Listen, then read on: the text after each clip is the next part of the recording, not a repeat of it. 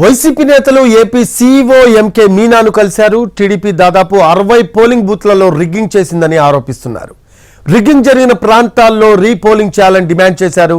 అలాగే పిన్నెల్లి వీడియో నారా లోకేష్ కు ఎలా చేరిందో ఎన్నికల అధికారులు సమాధానం చెప్పాలన్నారు వైసీపీ నేతలు. ఈసీ ఏకపక్షంగా వ్యవహరిస్తోందని విమర్శించారు. పోలీస్ అధికారులను మార్చిన చోటే గొడవలు జరిగాయన్నారు. ఈ ఘర్షణలకు ఈసీ బాధ్యత తీసుకుంటుందా అని ప్రశ్నించారు. మరోసారి వైసీపీ ప్రభుత్వమే రాబోతుందని, టీడీపీతో కుమ్మక్కైన పోలీస్ అధికారులపై కఠిన చర్యలు తీసుకుంటామని హెచ్చరించారు. ఇక్కడ రీపోలింగ్ పెట్టాలి. దాదాపు మాచర్ల, కుప్పం, మార్కాపురం, బాపట్ల, గంగాధర్ నెల్లూరు, వేమూరు, తిరువూరు, రాయచోటి, ఉంగుటూరు, టెక్కలి, జగ్గైపేట, అమలాపురం, ఉరవకొండ, వేమూరు, పొన్నూరు అనేక బూతులు, దాదాపు 60-70 బూతుల్లో రీపోలింగ్ చేయించండి. బూతులు క్యాప్చర్ అయినాయి. ఆ రోజు అట్టడిగిన వర్గాల్ని తరివేశారు.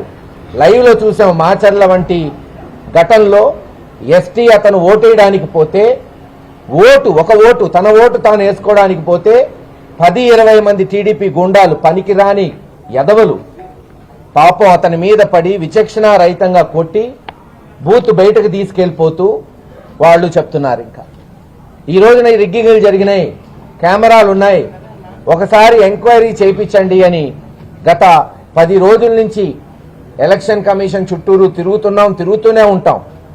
ఇది ఒక పోరాటం చేస్తాం.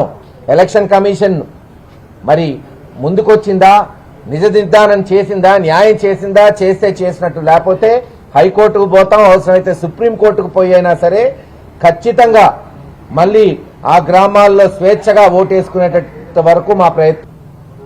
అకస్మాత్తుగా వారం రోజుల్లో ఎలక్షన్ ఉందిగా అనేక మందిని మార్చేశారు. పోయిన వాళ్ళు ఏదో ఎలక్షన్ చేయలేని వాళ్ళలాగా కొత్త వాళ్ళు బ్రహ్మాండంగా చేస్తారు. మరి ఏమైంది ఈరోజు? ఎందుకు ఇన్ని సంఘటనలు? ఎవరు బాధ్యత వహించాలి దీనికి? ఎలక్షన్ కమిషన్ వహిస్తుందా? కేంద్ర ప్రభుత్వం బీజేపీ వహిస్తుందా? లేదు నక్కజిత్తులతో ఇదంతా ప్రేరేపించిన చంద్రబాబు నాయుడు గారు భరిస్తాడా? అమాయకుల్ని కొట్టిన పాపం ఉసురు ఊరికే పోదు. ఖచ్చితంగా ఓటర్ రూపంలో ఒక 60 బూతులు మీరు క్యాప్సైజ్ చేసుండొచ్చు, కానీ కొన్ని వేల బూతులు ఈరోజు ప్రజలు జగన్మోహన్ రెడ్డి గారికి పట్టం కట్టారు.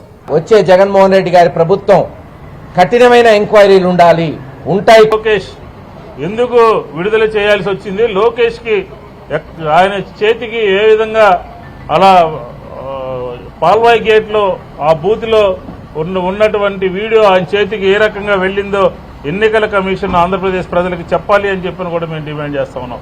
ఎందుకు ఎమ్మెల్యే వెళ్లాల్సి వచ్చింది?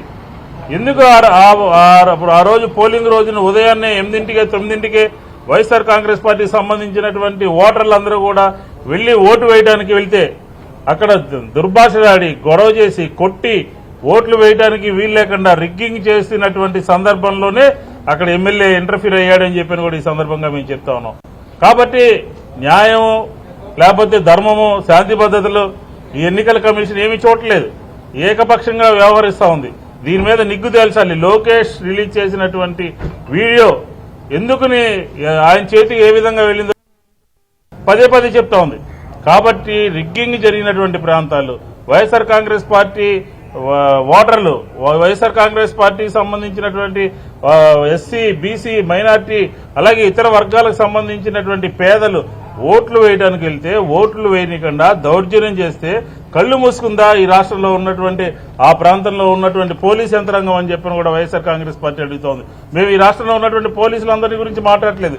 ఎవరైతే పని కట్టుకుని కూటమి ద్వారా సిఫార్సు చేయబడి ఆ ప్రాంతాల్లోకి వచ్చి అక్కడ లా అండ్ ఆర్డర్ ప్రాబ్లం మా ఎమ్మెల్యేలు పదే చెప్పినప్పటికీ కూడా ఫలానా గ్రామంలో గొడవ జరుగుతుంది, మీరు ఇంటర్ఫీర్ కావాలి, మీరు వెళ్ళాలి అని చెప్పని పదే చెప్పినప్పటికీ కూడా ఏ మాత్రం కూడా పట్టించుకోకుండా నిమ్మకు నీరెత్తినట్టుగా ఉండబట్టే ఈ రోజు ఇంత పెద్ద ఇష్యూలు అయినాయని చెప్పి కూడా వైఎస్ఆర్ కాంగ్రెస్ పార్టీ ఎన్నికల కమిషన్ దృష్టి